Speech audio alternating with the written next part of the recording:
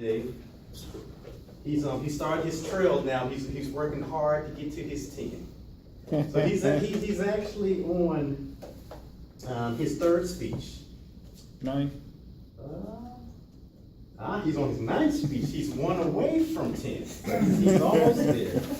So when I asked him why did he choose this topic, I was impressed because I said the same thing about myself. He is a computer geek, and he couldn't come with anything more interesting. So us computer geeks have something in common. I also asked him what did he plan on accomplishing with this speech, and it was to get people to consider new options. Bringing his number 9 speech entitled The Battle, I bring to you Doug Pullman.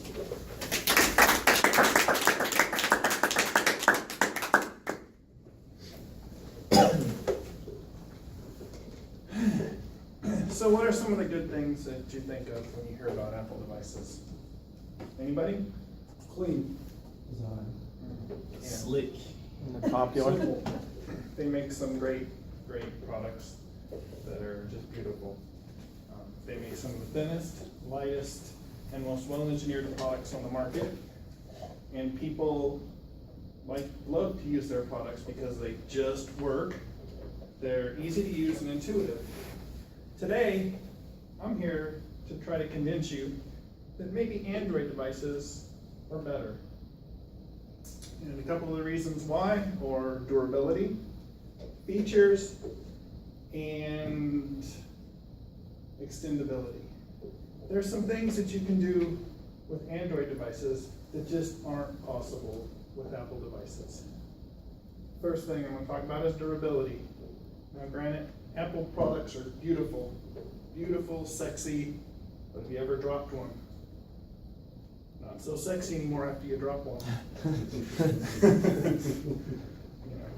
The thinnest, lightest is great, but there's not a lot of durability there once you drop it. So most people, when they buy an Apple device, what's the first thing they have to do? Go buy a big clunky case to protect it. So much for thinnest, lightest, and premium materials, right? Yeah, you're touching plastic or leather or whatever your case is. Next thing I want to talk about are features. And over the past few years, Apple has borrowed as many features from Google as they've invented themselves.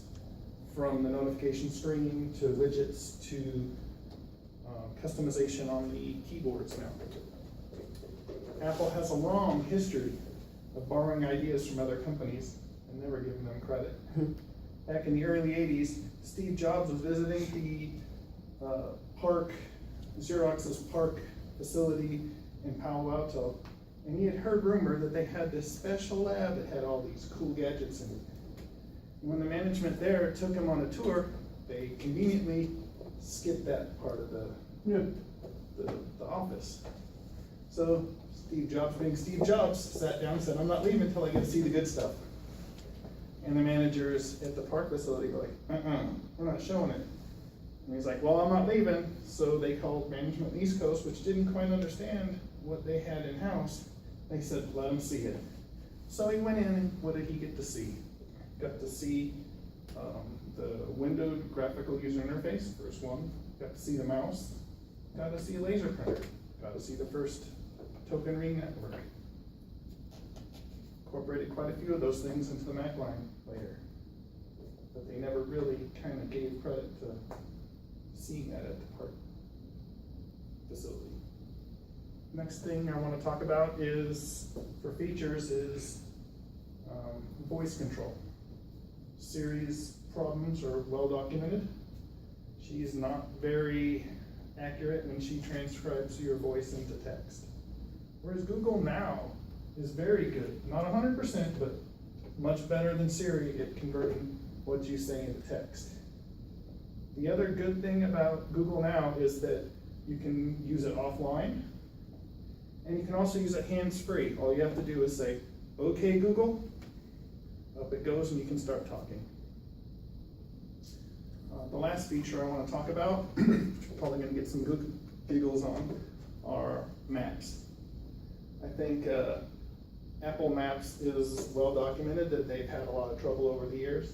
Actually, just recently saw a story a couple weeks ago, somebody in the Midwest was going to their family's house, it was a half-hour away, typed in the address into Google Maps, hit go, wasn't paying attention. 5 hours later, they finally arrived. Probably a little hot under the collar too. Where Google Maps is the feature, I mean, it's just great. Now that they're integrated with Wise, you've got live, real-time traffic data integrated with it, and it just works. Next thing I want to talk about is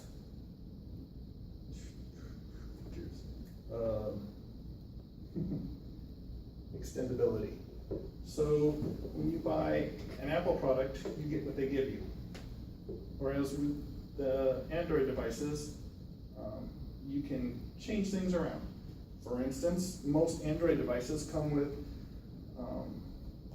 separate battery packs, so you can switch batteries. Where with the Apple products, once your battery runs down, you gotta go tether yourself to the wall and wait a couple hours for it to charge. The next thing is memory. Apple comes with their 16, 32, 64, 128 gigs of memory. That's it. Once you fill that memory up, what do you have to do? Delete things off your device. With most Android devices can drop in an SD card, keep going, you don't have to delete anything.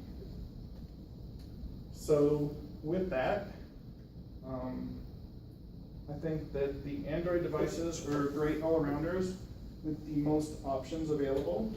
They have more devices at different price points. They have more customization options, and there's a greater ability to, or a greater freedom to modify your device that just isn't allowable on Apple. Mr. Toastmaster.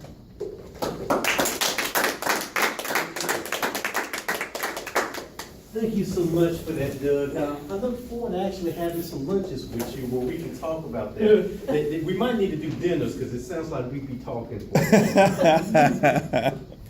With that being said, it's now time for the